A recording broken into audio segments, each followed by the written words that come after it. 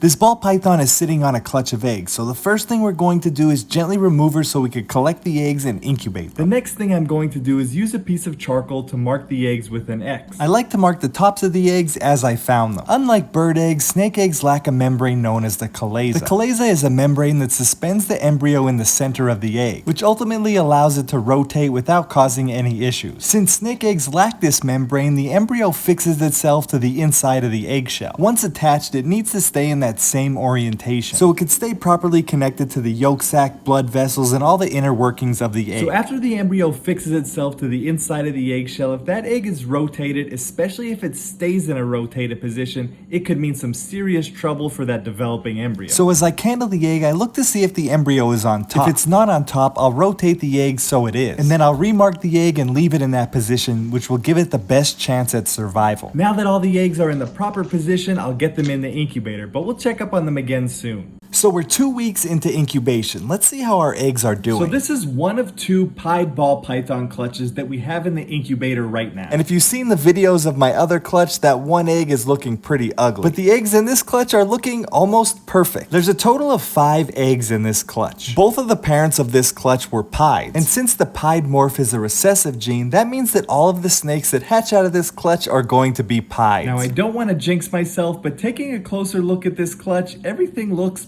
perfect. But we still have about 45 days to go until they hatch, and a lot could happen between now and then. At only 2 weeks into incubation, I was surprised to see a little bit of movement in some of the eggs. And all of these eggs are looking healthy. They're plump, they have strong veins, and I don't see any sign of mold growth. There's just enough condensation buildup on the sides of the walls of the egg box, which lets me know that the eggs have plenty of humidity and they shouldn't dry out. Well, this was a great checkup. I don't see anything of concern, but that kind of concerns me because I don't trust anything that's perfectly perfect.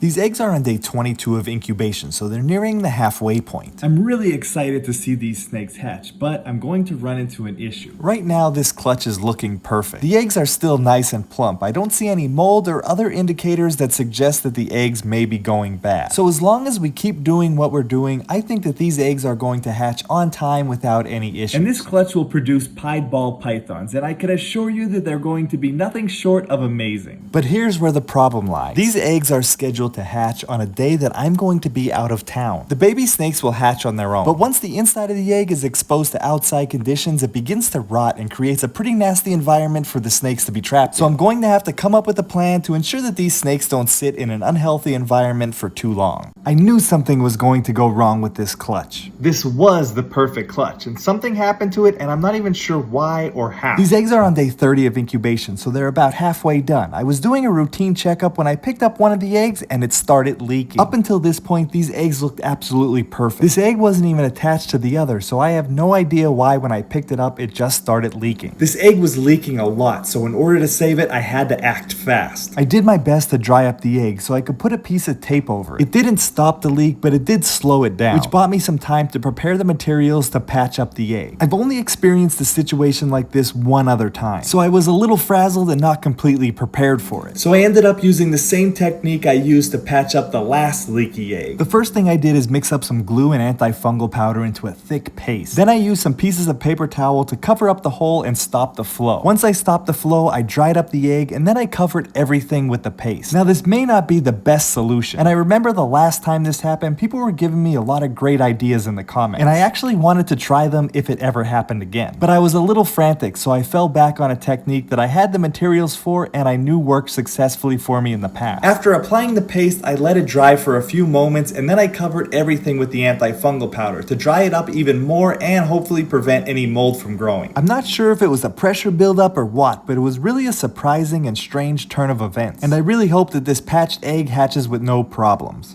Somehow this egg ended up with a hole in it. I had to act fast and patch it up before it caused any damage to the embryo growing inside. These eggs are now on day 40 of incubation, so they only have about 20 more days to go. Let's see if our patch job is holding up. When taking a closer look at the egg, it looks like it's doing okay. There is a spot that looks a little bit wet, which could be an indicator that something's going wrong. But at this point, I'm not sure if it's just from the glue that we laid down or if there is something going wrong. Up until that one egg started leaking, this clutch looked absolutely absolutely perfect, and the rest of the eggs in the clutch still do look perfect. Inside of the leaky egg, things look like they're developing pretty normal. It still has strong veins and the bottom of the egg is very dark, and I think I may have seen some movement in there. So I think our patch job is holding up for now. I don't see any more leaks, and it seems like everything inside is growing as it should. We still have about 20 days to go, and a lot could happen in 20 days. We'll just keep incubating this egg like we've been, but we'll keep a very close eye on it. I'm gonna get these eggs back in the incubator, but I'll update you soon.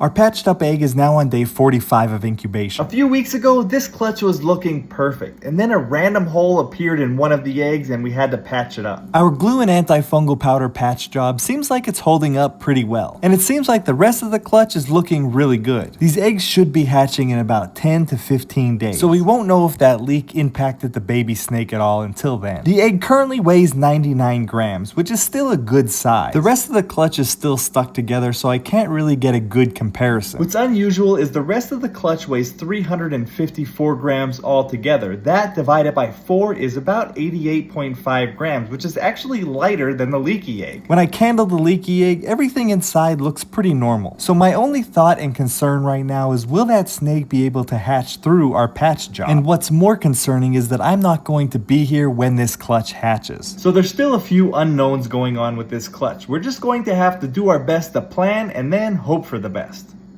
Our egg had a hole in it, which could mean trouble for the baby developing inside. We successfully patched it up and continued to incubate it, and now that egg should be hatching any day now. Today is day 54 of incubation, and it usually takes ball python eggs about 55 to 60 days to hatch. Right now, our patched up egg is looking pretty good, but one of my concerns is, will the baby be able to hatch out of the egg since we patched it up? That patched up area is thicker than the eggshell, and the egg tooth isn't designed to cut through glue and paper towel. So what I think I'm going to do is give this snake an assist pip. I'll do this by using a pair of scissors and making a slice inside of the egg. This will give the snake an easy way out of the egg when it's ready. When candling today, the snakes inside were very active, so I wouldn't be surprised if they hatched in the next day or two. I'm going to try to wait to cut that egg until one of the other snakes pips on its own. However, if they don't pip by day 57, I'm going to cut it. By day 55, the baby snakes are fully developed, so cutting the egg open won't hurt the baby at all. I have a feeling this is going to be a beautiful clutch of snakes, and in a few days, we're going to find out.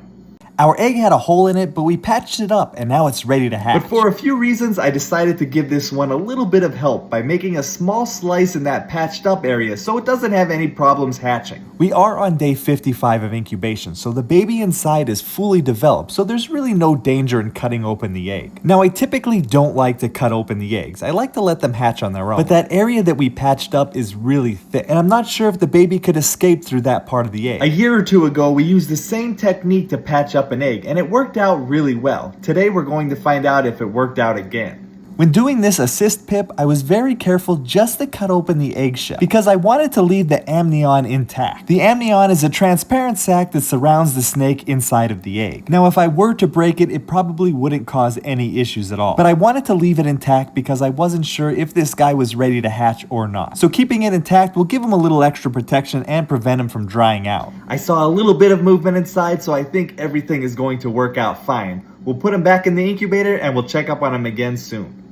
We had to patch up a hole in our egg. The egg incubated for 55 days, and then we made a small slice in the egg to help the baby escape. After making the small slice in the egg, we put it back inside of the incubator so the baby could crawl out when it was ready. Now, unfortunately, I was out of town when the babies pipped and crawled out of their eggs, so I didn't get any video, but I did get a few photos. Here you can see the baby's egg tooth. The babies have already shed and are about 13 days old. And just have a look at how absolutely stunning these snakes are. To an untrained eye, all of these snakes may look exactly the same. But if you take your time and look closely, you'll see that all the patterns and markings are different. Some of them have little equal signs, and some of them you could even make out a face. All of these markings makes each snake unique and different. These babies are all pieds and leopard pieds, and they're all 100% het for albino. Most of these snakes have a lot of white on them, so I would consider them high white pieds. And personally, I really like the high white ones. Now that all of these babies have shed, it's time to separate them into their own enclosures and offer them their first meal.